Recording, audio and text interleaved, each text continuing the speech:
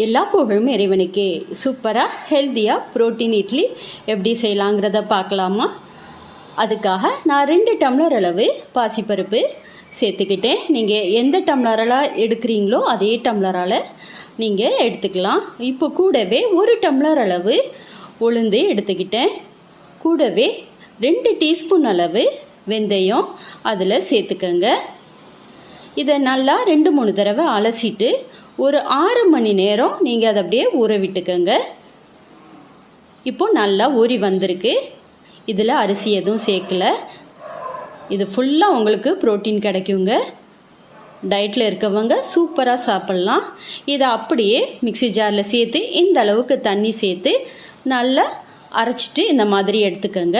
அதில் கொஞ்சமாக உப்பு சேர்த்து நல்லா கலந்து விட்டுருங்க. இது அப்படியே ஒரு 6 மணி நேரம் நல்லா புளிக்க விட்டுருங்க. அதுக்கு பிறகு எடுத்து பார்த்தீங்கன்னா இந்த மாதிரி உங்களுக்கு நல்லா புளிச்சு வந்திருக்கும். இதை நல்லா கலந்து விட்டுக்கோங்க.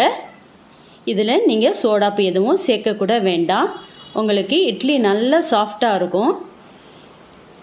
இப்போ இதில் நான் தண்ணி எதுவும் சேர்க்கலை. இப்போ உங்களுக்கு தோசையாக அதை ஊற்றி காட்டுறேன்.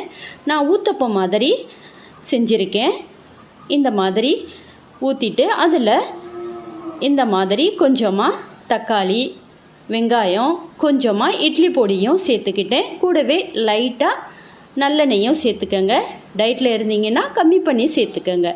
இப்போ இதை அப்படியே திருப்பி போட்டுட்டு எடுத்திங்கன்னா சூப்பராக இருக்குங்க. ட்ரை பண்ணி பாருங்கள். நான் இட்லியும் ஊற்றி காட்டுறேன் பாருங்கள். மாவு எந்த அளவுக்கு இருக்குன்னு. நான் இதில் தண்ணி எதுவுமே சேர்க்கல.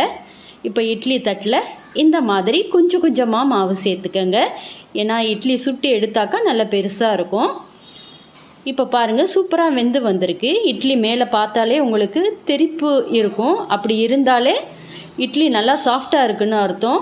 அது இட்லி எக்ஸ்பர்ட் உள்ளவங்களுக்கு நல்லா தெரியும். பாருங்கள் எந்த அளவுக்கு இருக்குன்னு. நீங்களும் இதே மாதிரி ட்ரை பண்ணி பாருங்கள். இந்த ரெசிபி பிடிச்சிருந்தால் லைக் பண்ணி ஷேர் பண்ணி சப்ஸ்கிரைப்